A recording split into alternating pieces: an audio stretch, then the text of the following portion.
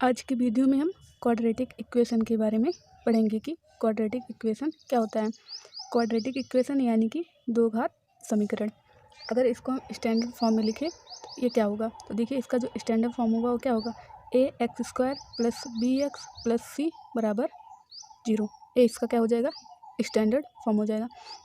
पर तो अगर आपको कहीं भी ax² + bx + c लिखा हुआ दिखाई दे तो ये क्या होता है, ये सिर्फ एक एक्सप्रेशन होता है, ये इक्वेशन नहीं होता, ये सिर्फ एक एक्सप्रेशन होता है।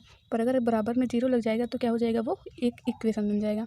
तो इसका जो क्वाड्रेटिक इक्वेशन होगा वो क्या होगा, ax² + bx + c बराबर 0। जो क्वाड्रेटिक इक्वेशन होता है उसकी जो हाईएस्ट पावर होती है वो कितनी होती है, ये 2 होती है। इसकी जो मैक्सिमम पावर होती है वो 2 होती है। और क्वाड्रेटिक इक्वेशन की जितनी पावर होती है उतने ही उसके क्या होते हैं, रूट्स होते हैं।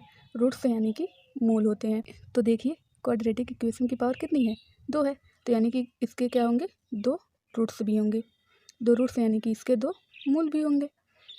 तो एक चीज़ आप लोग समझिए कि इसकी हाईएस्ट पावर कितनी होती है, 2 होती है। जब भी हाईएस्ट पावर 2 और बराबर में 0 हो तो क्या होता है, वो दो घात समीकरण होता है।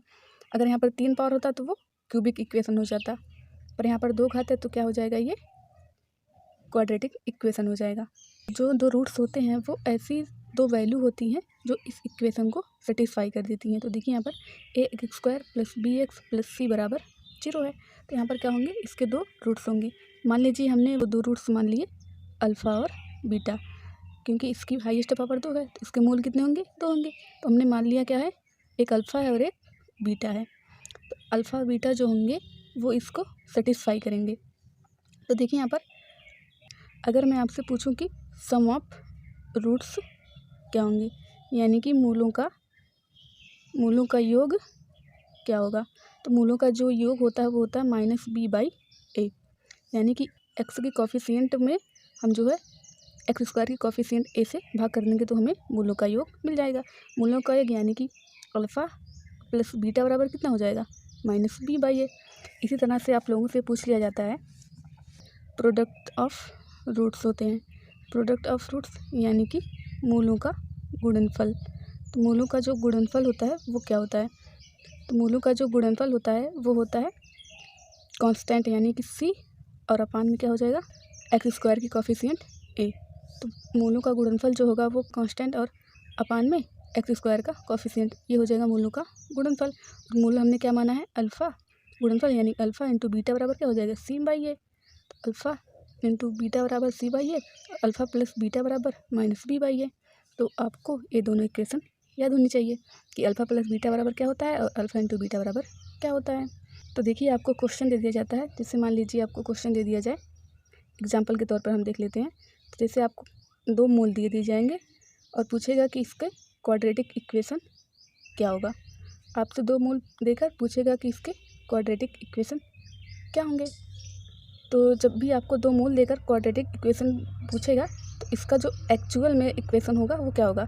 तो जब मूल देकर आपको क्वाड्रेटिक इक्वेशन पूछेगा तो इसका जो इक्वेशन होगा वो हो जाएगा x² - alpha plus beta into में x plus alpha into beta बराबर क्या हो जाएगा, 0 हो जाएगा।